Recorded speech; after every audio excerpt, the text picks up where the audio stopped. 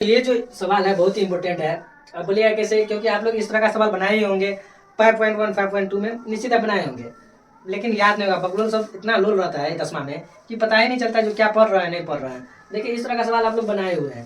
दिया हुआ है समांतर श्रेणी x 9 x, 9, y, 25 समांतर श्रेणी में है, तो x था y का मान, x और y का मान हमको निकालना है। इसलिए देखिए सबसे पहले दिया हुआ है a1, ये a2, ये a3, ये a4।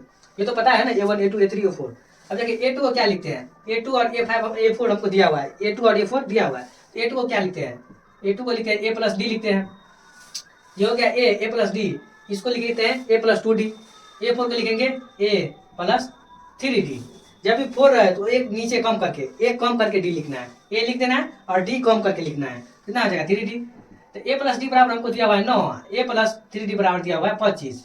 ठीक है, ये दो दिया हुआ है, इसको समीकरण फर्स्ट मानते हैं, इसको सेकेंड। अब देखिए एकदम आसानी से दबोचते हैं इस तरह का सवाल को। साइन चेंज कीजिए, प्लस है नहीं कुछ तो प्लस रहता है तो माइनस कीजिए, प्लस है तो माइनस, यहाँ भी नहीं कुछ तो प्लस है, इसका मतलब यहाँ भी माइनस। साइन चेंज करने के बाद माइनस हो जाएगा, ये कट जाएगा, यानी ए में से एक को घटाएंगे तो जीरो हो जाएगा भाई। इसको घटाएंगे तो माइनस 2d बराबर, इसको घटाएंगे 25 में से 9 घटाएंगे, 9 की 9 में से 25 घटा दीजिएगा, 7 के लोल है।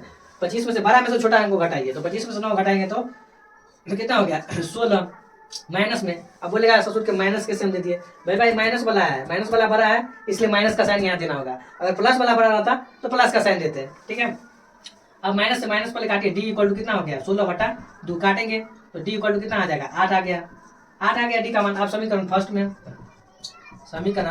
फर्स्ट में डी का मान रखने पर आप समीकरण फर्स्ट उतारिए, ए प्लस डी बराबर कितना दिया हुआ है 9, तो ए बराबर क्या हो जाएगा डी 9 हो गया ये, और प्लस में दिया बराबर किस साइड जो आएगा तो माइनस में हो जाएगा, तो माइनस में 8 इक्वल टू कितना आ गया 1 आ गया मेरा।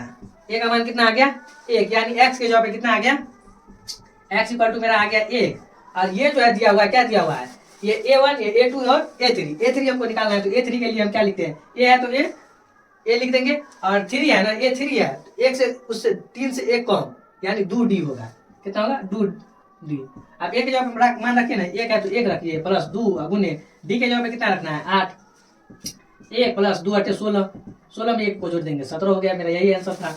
यही बनाना था, यहाँ पे क्या हो जाएगा x जगह पे हो जाएगा 1 और यहाँ पे क्या हो जाएगा 17।